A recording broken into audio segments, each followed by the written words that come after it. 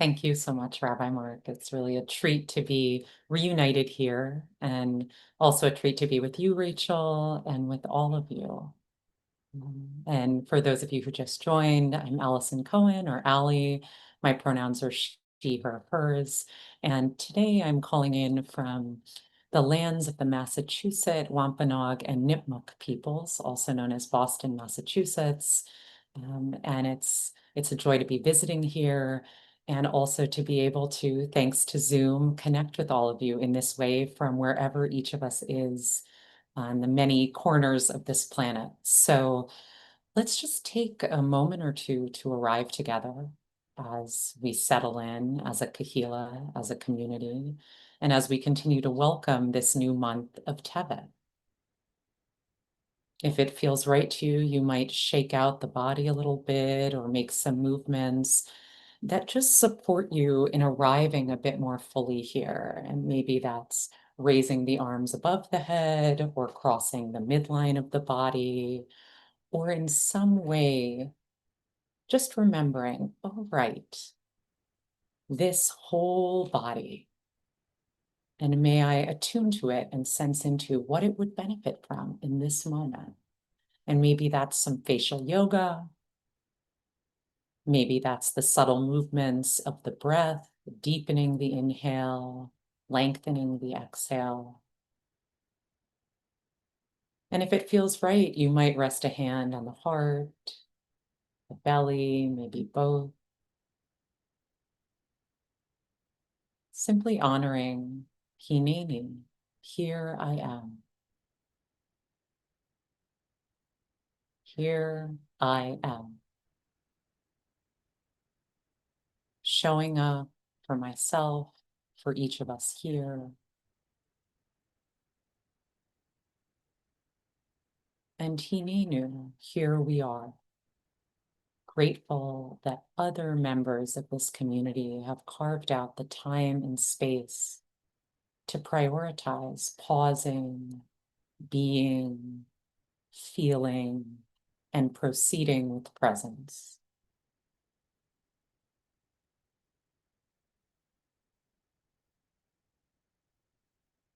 So feel free, if your eyes are closed or if your gaze has softened, to just leave it where it is or not. I'm just going to share some words of reflection before we move into a guided practice.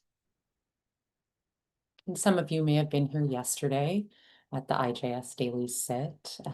I'll just offer a brief summary of one aspect of that time together.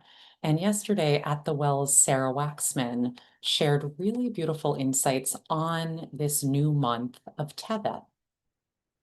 One of those insights is that Tevet is a month that encourages us to grow in our awareness of anger when we notice it's arising, whether that anger takes the form of irritation or frustration or rage. I mean, there are so many pretty extraordinary flavors and textures of anger. And we're encouraged to learn how to meet anger's arising with wisdom, skill, and compassion. So I really love this facet of Tevet's richness. And it feels important to add that in a few days, it will be Asara B'Tevet, the 10th of Tevet, a day of fasting and mourning. And so in addition to being a month in which we learn how to meet anger and all that it has to teach us, Tevet is also a month of learning how to honor grief and the constellation of emotions that grief consists of. And also, Tevet began as we lit the final Hanukkah lights, a time of culminating joy. So, in a sense, we might say, as someone who's very much in the emotions nerd bucket, that Tevet is a month of education on how to tend and befriend, meaning how to wisely navigate the wide-ranging emotional experience of being human with other humans. Yet, and I think this is probably the most important sentence I'll say over the course of this time. Yet many of us have been taught that some emotions are acceptable and others are unacceptable, and that if an emotion we've learned is unacceptable comes to visit, we should push it down, judge ourselves for it, or fill in the blank with whatever message we've learned about how to react to that emotion suddenly making itself known. And yet the research on emotion shows all emotions are reminders that we're humans who have been designed to feel. And each emotion is a visitor, a messenger. It could be that I feel irritable, bring awareness to the irritability, and realize, oh, this is meant to help me feel into the level of exhaustion that I'm experiencing. This is irritation rooted in exhaustion. Or maybe there's a sense of contentment and ease around someone. And then this recognition, you know what? This is good data. This person is great friend material for me.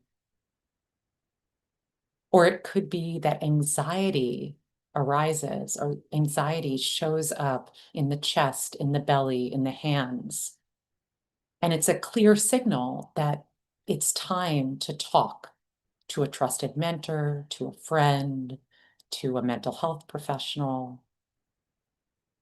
Thank you, anxiety, for helping me realize it's time to connect more and get what's needed from meaningful, supportive human interaction. So, one of the best gifts we can give ourselves is learning how to acknowledge, sense into, listen to these messages, listen to these emotional messengers, and see if we can know what they're trying to communicate. And throughout this process, offer and extend care to whatever may be unfolding, or from a Jewish mindfulness perspective, really sense that we're being held in rachamim, held in a boundless compassion, held in source, held in divine love, as we navigate the wild ride of being human. It's easier to do this when we practice pausing, when we choose with a sense of kavanah, with a sense of intentionality, to pause, to notice emotions, to bring curiosity to them, to begin or to continue to develop our toolkit for this priceless gift we've been given, which is the ability to experience emotion. And so we're going to be moving into a guided mindfulness of emotions practice in honor of Tebet, in honor of this new month. And I'll say that mindfulness of emotions can also be particularly supportive during transition periods, like the end of the Gregorian year that's approaching, this transition from 2025 to 2026. Such a wide variety of emotions can make themselves known when we sense into, oh, time is passing. Oh, we're shifting from one season to the next, from one month to the next. And so this is a time to extend as much gentleness as we can, both to our own inner emotional lives, inner spiritual lives, inner human lives, and also extend as much gentleness as we can to each other, knowing that we can never know what's arising for another person, especially when we're reminded of mortality during periods of calendar transition. So you might find your way right now into whatever posture feels right. You might be lying down, might be sitting, might be standing.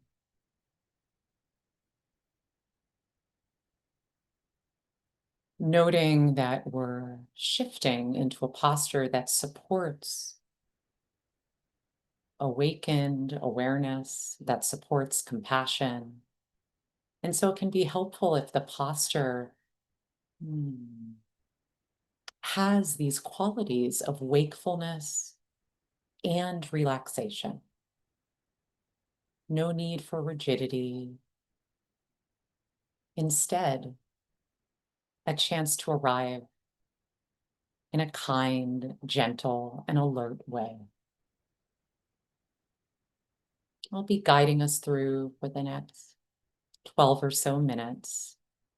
And just a reminder that if at any point, for whatever reason, it feels important to shift postures or tune me out and do your own practice or tend to yourself in some other way, just remembering that you are your own best guide and to take yourself seriously.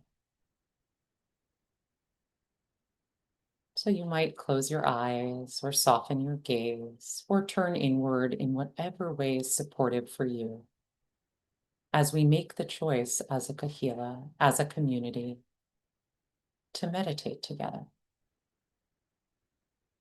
to acknowledge the power of carving out time to live from the inside out.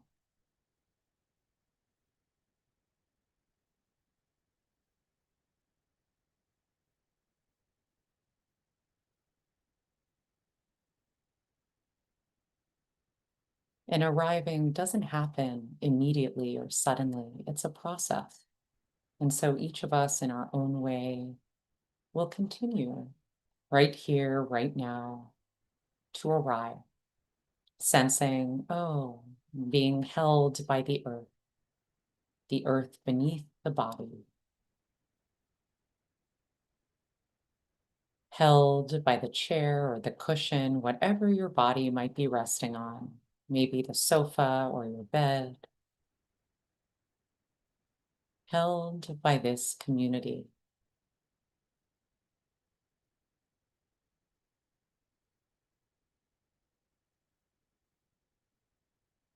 And you might begin to notice that the body is being breathed.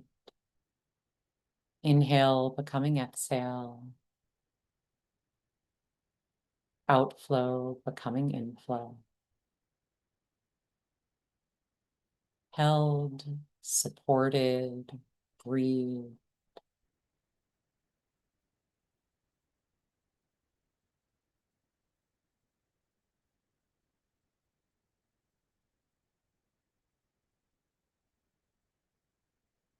And you might gently bring awareness down your body from the top of your head to the soles of your feet. And seeing if you might just let the body be as it is, this moment's body, this body that's allowing you to be here.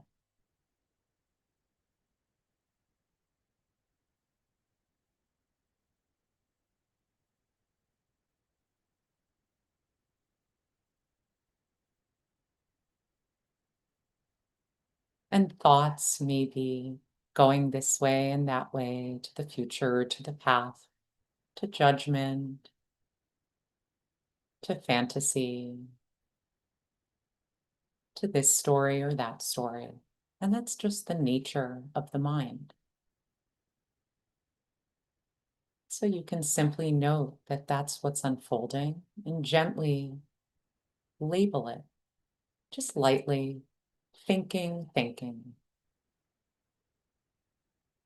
bringing awareness to the thinking mind, thinking.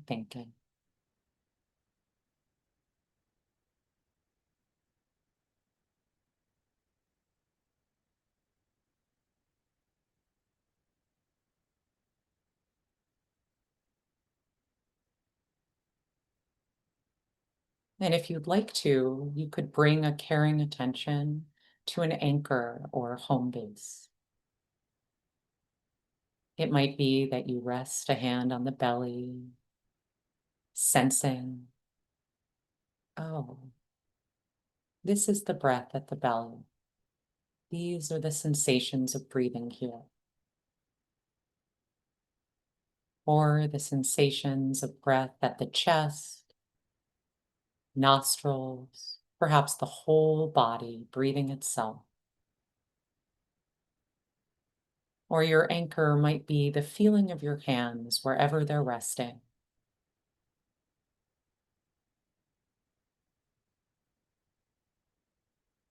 Or sounds near and far.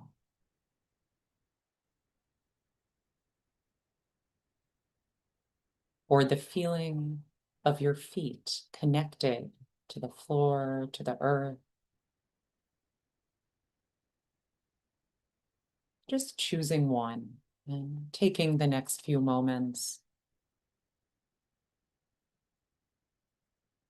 to bring attention to that anchor.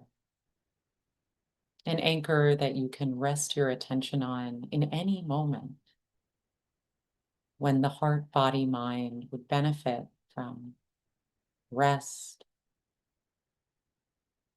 from a place to gather and unify. The anchor as an invitation to greater stability in the midst of the human swirl.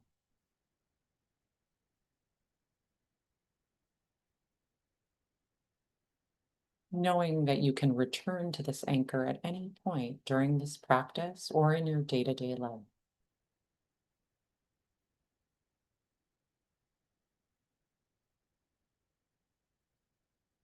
And beginning to recognize whatever is true for you emotionally in this moment. What's here now? Maybe joy is visiting, or calm. Maybe there's an absence of emotion or a flavor of anger. Could be a mixture.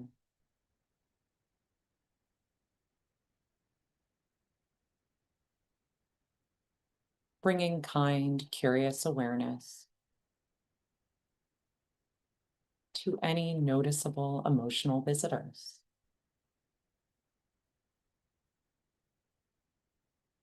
And you might even name them gently with care.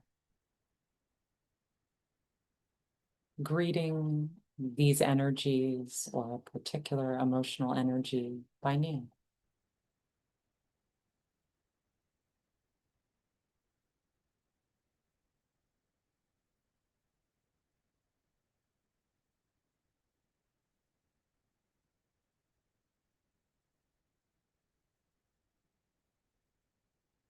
And you might just gently offer, it's like this right now. Calm is visiting. It's like this right now.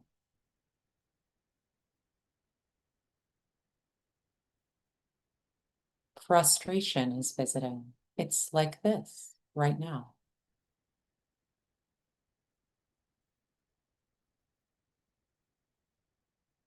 Contentment is visiting. It's like this right now. Just this, just like this. What if there's nothing to fight or change?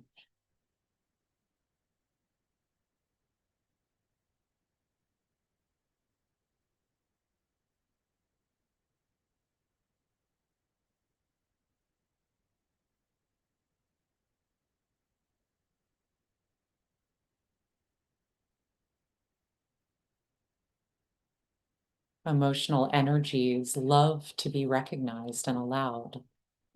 They love to know that they belong as part of the human experience and that this is simply how it is right now. So you might just notice how the emotion responds when it's recognized and allowed. Does it change? Does it dissolve? Does its texture change in some way? Knowing you can always return to awareness of your anchor, cultivating the capacity to act as a steady witness.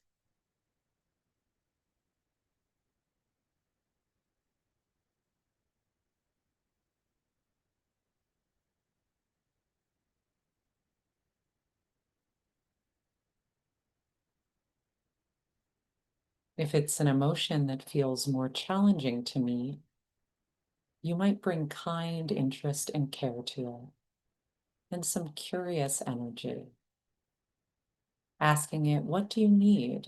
Or how do you want me to be with you? Maybe the emotion would benefit from kindness or understanding or acceptance. And so let's take the next few moments in quiet to practice together, offering emotional visitors space to be, space to communicate, space to move through, and letting the anchor connect us to each new moment in time.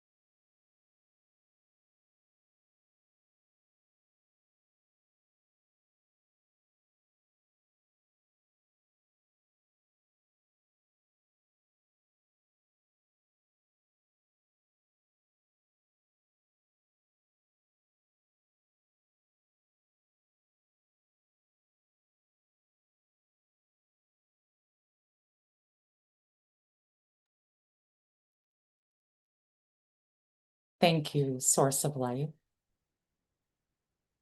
for the gift of a wide range of emotions. May we remember that they are our teachers, our messengers, and our sacred guides as the month of Tevet continues its unfolding.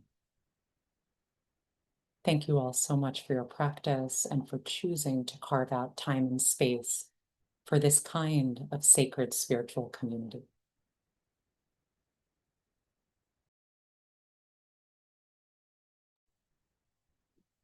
Thank you so much, Alison. Again, offering us such a beautiful practice today.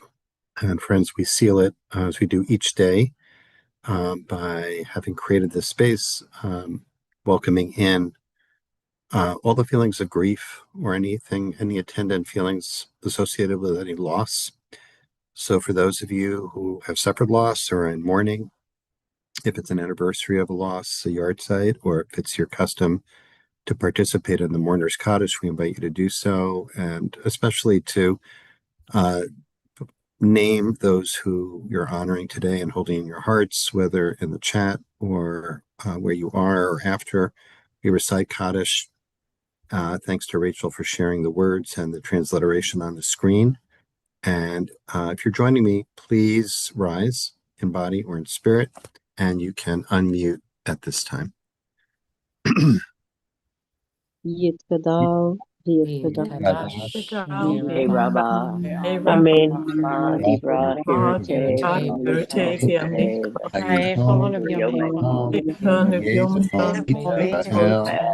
Tapakala, Ishme Rabba Amen. Ishme Rabba Mavarach, Israel Mea Maya,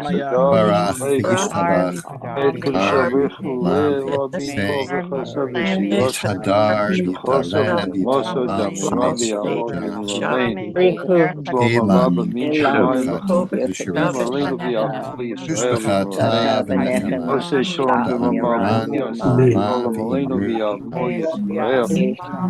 Shlama Rabba Shamaya Lenu Israel Israel, Amen. O say Shalom, Shalom Bimromav. Shalom Amen. Aleinu Amen. Amen. Baruch Hashem, the rest of my life. Amen. Friends, thank you so much for joining us today for this beautiful practice led by Alison Cohen. Thanks to Rachel Huguet for holding our text space today. I didn't mention at the outset that we will be meeting tomorrow. We'll be led tomorrow by Rabbi Genevieve Greinitz, and then we will be in a little bit of a winter hiatus from Thursday through New Year's Day. We'll be back on Friday, January 2nd. And just a quick reminder that all our sessions are not only live streamed on YouTube, but all the recordings are posted there with the video. If you would rather listen in to sessions, of course, we have our podcast, Jewish Meditation for Everyone, which makes use of practices offered on the daily sit, and encourage you to make use of that as well when we're not able to meet live. We hope to see you tomorrow, and if not, we hope to see you in 2026. That's what it's going to be, right? 2026.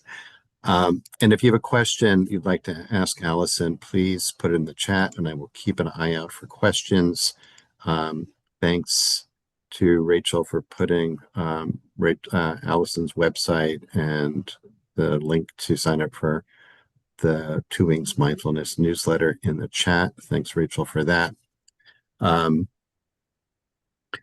Alison, thank you so much. You know, you had a turn of phrase at the beginning that really I loved, that I just wanted to repeat out loud, if only for myself, but maybe others appreciated it too, about learning to live life from the inside out, which I thought was just beautiful. And of course, very much connected with your teaching today about the wisdom inherent in attending to the full range of emotions and seeing them as teachers and guides and befriending them, especially the difficult, what we consider the difficult emotions. And of course, you know, what I thought of throughout was Rumi's poem, The Guest House, which is about imagining each of these emotions arriving at our front door and opening the door wide to let them in and to deliver whatever sacred message they're carrying with them, and then allowing them to move on, right? Here's what in keeping with that, maybe I'll put the link to that poem in the chat for people. We've of course referred to that constantly on the daily set. I'd like to, of course, you know, you're a mindfulness teacher. There's so many ways to understand mindfulness. One could be completely secular, right? And mindfulness can be a useful practice and tool for emotional and mental well-being, right? And it can be a spiritual practice. So what I'm interested in kind of exploring that with you a little bit, because on a psychological or emotional or intellectual level, we can understand emotions and say, like, oh, there's something to learn from this, right? But there's something deeper in seeing them as actually a spiritual phenomenon, right? That they, in the Rumi poem, he describes that as coming as messengers from beyond. And I think you kind of described it too that way, or angels, as it were, right? Divine angels, divine messengers, etc. So I want to invite you to, I don't know if, I don't want to put you on the spot personally, but I wonder if you could comment on that or explore that a little bit about how we might understand attending to these emotions, including anger, as a spiritual practice.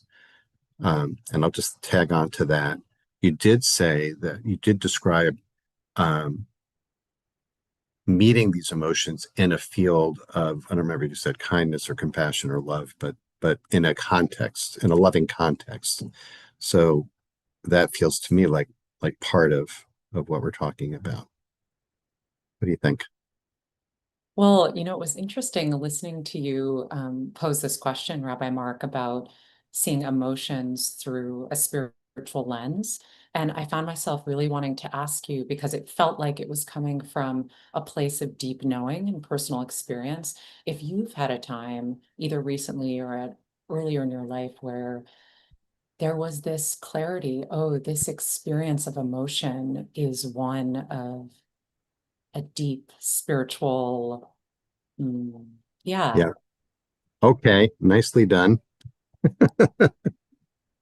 Very Jewish, turning the question back.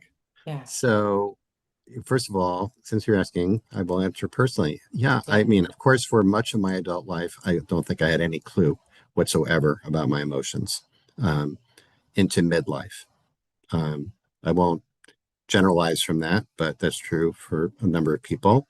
And when I woke up to uh, the reality and the significance of emotions, I think I think, primarily on a psychological level in that sense. But now, for me, just like, curious, I want to throw it back to you because I do want to hear what you think. I think you referred to emotions in energetic terms. There's an energy to it, right? So for me, spirituality and the divine, I experience as a kind of field of energy. And within that field of energy, like you're describing, which I experience as a field of divine compassion and support, which is also not something I experienced or noticed or was aware of earlier in life. There are these waves and different facets, and the thoughts, the emotions, etc., are all thoughts, feelings, and sensations too, are all, and our bodies are all um, woven into the fabric of that energy field. So that's how I understand the emotions. Say, like sometimes we'll get hit by a wave of sadness or grief, right? And not have absolutely no idea where that came from, out of nowhere. And I've come to realize, oh, that could be that's a wave of sadness that could be traveling back, to my ancestors, something that happened that's still reverberating in this field. It wasn't, I'm part of that. And so it's hitting me in some way. So I experience that when I say it's a spiritual thing. I think I experience it as a manifestation of something in that field that is there to kind of arouse wisdom, let's say. There's something to learn from that, beautiful. something to grow from that, something that's meant to help me evolve into who I'm supposed to be. So I appreciate the question, but I do want to throw it back to you. And Let's what see. you just beautifully illuminated in sharing about your own experience, Mark, is that emotions are one of the gifts on the spiritual path that were given to ensure that we don't attempt to engage in spiritual bypass. Mm-hmm. And I think we've been gifted these human bodies. And where do we experience emotions? We experience emotions within the human body. Mm-hmm. I mean, if I were to ask each of you, what does happiness or joy or anger or frustration actually feel like? You would probably describe a variety of sensations. You might describe images. You might describe thoughts, all of it unfolding within this embodied experience of being human. Mm-hmm. And one of the greatest gifts is the ability to actually recognize, oh, as you said, this is something to learn from that's meant to help me reach my full spiritual potential in this Mm-hmm. lifetime, whatever that may be for me, rather than something that needs to be transcended. Ah. And that would be the bypass. That would be the bypass. So Right. the bypass is, oh, I shouldn't be feeling anger. And so I'm going to Mm-hmm. either use spiritual practice as a way of attempting to transcend that, whatever that may mean, Right. Mm-hmm. or distract myself from it enough or tell myself I'm not feeling it, or engage in what now in the 21st century we call toxic positivity. And Oh, so, can you say a little more about that? I'm not familiar with toxic positivity. meaning that, in a sense, that there's somehow value in papering over the Mm-hmm. richness and the varied nature of our emotional and spiritual lives by just being positive all the time. Mm-hmm.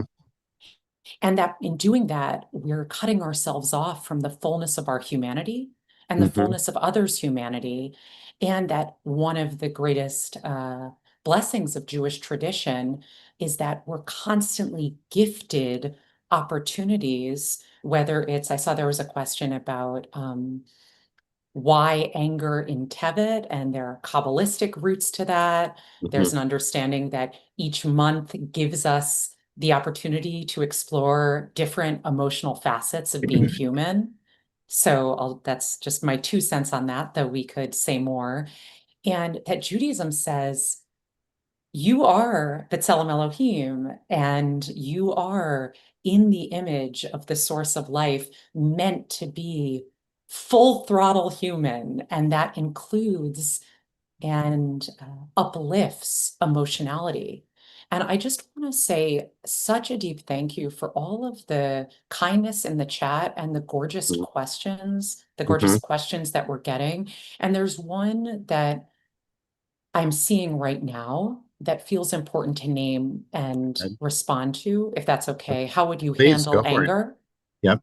Great. So there's an important question about how to handle, I'll find a meaning for that new word at some other point. But how would you handle anger if you get upset? This is such a powerful question because, first and foremost, it speaks to one of the areas of greatest confusion in our culture around anger, which is that anger, the feeling of it and the expression of it, are one and the same. And they're not. There's a huge chasm between feeling in the body flavors of anger, bringing mindful awareness to irritation, to rage, to anger in whatever form. Oh, noticing contraction, noticing tension in the fists, noticing words coming to the tongue that have yet to come out of the mouth. There's a huge chasm between the feeling of anger and the expression of anger in the world. And often when we use the word anger colloquially, we conflate the two, and that's extremely dangerous. Mm-hmm. One, it teaches us to feel shame when anger arises, even though anger is so needed as human beings. Anger helps us recognize that boundaries are being violated. Anger helps us see that we want change in the world for this reason or that reason. Anger also can act as a secondary emotion where when we peel it back, we see, oh, thank you for protecting me because there was such a well of sadness under this anger, and that would have been too much for me to hold. And so anger allowed me to start tapping into the sadness without going so deep that I could never get out again. And so the feeling of anger, we need to be able to say, it's like this right now. And then what's tricky about anger is it can feel so intense that there can be a sense of, I want to express it because it's so hard to be with it. And there is wisdom at times in expressing whatever that anger is representing. And so what I'll say is, in the research on anger, there tends to be this spectrum of how we express anger in the world. On the one end is explosive expressions of anger, because someone's learned to feel shame around anger, but then they can no longer contain it and it explodes out of them. And probably many of us here can relate to that. The other is swallowing anger, passive anger, which can also come out in passive aggressive ways. And then what is the middle way? What is an appropriate expression of anger? being assertive. But being assertive is extremely vulnerable because it means checking underneath the anger and seeing what need is fueling that anger that is not being met and asserting our needs. When you speak to Can I me, just hit pause yeah, for a second there? Because you yeah, just in an earlier question too, was the question that you posed during the sit of what do you need? What was it? It was what do you need? Sorry. oh yeah. Mhm. Uh, I can put them in the chat if what do you that's need? helpful. What do you need? I got it. What do you need? Okay, How do you want me to be with you? yeah, Yeah. yeah, And so that's asking that's those questions are directed at the anger or the yeah, self, the yeah, anger, the anger, yeah, right? What do you need, anger? And how do you want me to be with you? And you described it as a friend, which was what triggered the roomie, this, which is really quite countercultural. I also want to point out this idea of befriending difficult emotions like that, right? yeah, And not being controlled by that. Before we end, this has just been beautiful, Alison. Thank you so much. thank And I you. really want to appreciate this fantastic quote from B'nai Machshava Tova that Steve Shimon is bringing to us in the chat. Um, Deep feelings function, which is just right on. Deep Yeah, feelings function like a mikvah. When we bathe in them, unworthy attachments are washed away. When we emerge, we are closer to the one. beautiful. Right on, Steve. Thank you for that. And for those who don't know, that Rabbi Kalanimus Shapiro is the rabbi of the Warsaw Ghetto Yeah, in World War II. Um, uh, Little shout out also for some of your other offerings, Alison. So let's make sure that is mentioned as well. From Joanne is mentioning your writing class and meditation. And thanks for that shout out, Joanne. And hi, if you need me to encourage you to sign up for Alison's newsletter, um, we'll put the link in again. But I don't think I need to recommend that to you. It's just such a beautiful, as always, a really beautiful teaching and deep, wise teaching and guided practice today, Alison. We're grateful to you for that. thank you, Rabbi Mark. I could literally talk to you all day. So I know we have to pause now, but just want to say I feel so grateful that you are you, and also really deeply grateful for the Kahila, the community, and just much love to all of you during this transition from 2025 to 2026. Back at you. Thank you so much. Thanks, Rachel, for holding our space. Hope to see you all tomorrow. We will be meeting. We'll be led by, as I mentioned, Rabbi Genevieve Greinitz. Hope to see you tomorrow. And if not, then early on in 2026, everyone. Many blessings till then. Take good care.